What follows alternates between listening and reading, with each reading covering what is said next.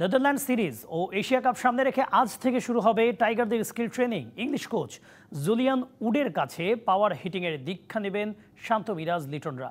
জাতীয় দলের সাবেক অধিনায়ক হাবিবুল বাশার বলছেন, ক্রিকেটের যে কোনো ফরম্যাটে বিগ শটের বিকল্প নেই। একই সাথে অনূর্ধ্ব ১৯ দলের প্রশংসা করেন তিনি। জানান, পাইপলাইনের স্বার্থে বাড়তি গুরুত্ব দেওয়া হচ্ছে অনূর্ধ্ব ১৯ দলের ক্রিকেটারদের প্রতি।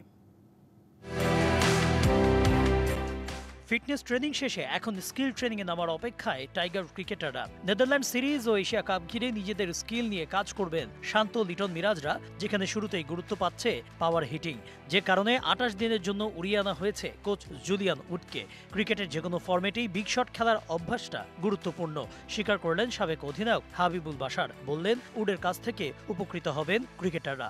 এখন যে নতুন মেথডটা এসে সবাই যেটা ফলো করে, সেখানে বলা হয় কিন্তু তিনটে যদি ডট বল খেলেন তো একটা কিন্তু ছক্কা আপনাকে মারতে পারে ব্যাটসম্যান। তো ব্যাটসম্যানের উপর ব্যাটসম্যানের লক্ষ্যটা তেমনই থাকে। তো সেই ক্ষেত্রে পাওয়ার হিটিংয়ের কোনো বিকল্প নেই। এবং দেখুন, আপনি যে নর্মাল টেকনিকে ব্যাটিং করবেন, আপনি যখন টি-20 ফর্মে খেলবেন, সেই নর্মাল টেকনিক অনেক সময় হবে না, আপনাকে হয়তো স্লাইড চেঞ্জ করতে হবে।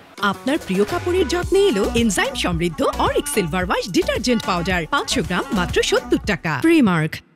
শুধু ক্রিকেটাররা নন, জুলিয়ান উডের পাওয়ার হিটিং পাঠশালায় যোগ দিয়েছিলেন দেশীয় কোচরাও। বাশারের মতে, এই অভিজ্ঞতা অন্য কোচ কিংবা ক্রিকেটারদের কাছে বিলিয়ে দিতে পারবেন দেশের শীর্ষ এই কোচরা। আমাদের যারা কোচ আছেন তারা কিন্তু ঢাকার বাইরে যাচ্ছেন, আমাদের ডিস্ট্রিক্ট কোচেসদের নিয়ে কাজ করছেন। সামনে আমরা লেভেল 1 লেভেল 2 করবো। সো যে অ্যাডভান্স কোচিংটা, এই জুলিয়ান উডসের যেই মেথডটা, সেটা কীভাবে কোচেসরাও দেখতে পারেন, তাদের সাথে আলোচনা করার জন্য আসলে এটা করা হচ্ছে। সো আমি কোচেসদের কাছে কথা বলেছি, তারা বলেছেন সামথিং ডিফারেন্ট। বাংলাদেশ ক্রিকেট বোর্ডের ডেভেলপমেন্ট কমিটির হেড অব অপারেশনসের দায়িত্বে আছেন হাবিবুল বাশার। আরেক সাবেক তারকা জাভেদ ওমর বেলিমকে সাথে নিয়ে যোগ দিয়েছিলেন প্যারাঅলিম্পিকের অনুষ্ঠানে। সেই সভার পরই সন্তুষ্টি প্রকাশ করেন অনূর্ধ্ব ১৯ ক্রিকেট দলের সাম্প্রতিক সাফল্য নিয়ে। বলেন, শুধু বিশ্বকাপ নয়, জাতীয় দলের পাইপলাইন হিসেবে বাড়তি গুরুত্ব দেওয়া হচ্ছে অনূর্ধ্ব ১৯ দলকে। লাস্ট যে সিরিজটা খেলে আসলো সাউথ আফ্রিকা এবং জিম্বাবুতে, যেহেতু আমাদের ওয়ার্ল্ড কাপটা জিম্বাবুতে হবে, তো কন্ডিশনটার সাথে অ্যাডজাস্ট করার একটা ব্যাপার ছিল, সেটা খুব ভালোভাবে তারা করতে পেরেছে।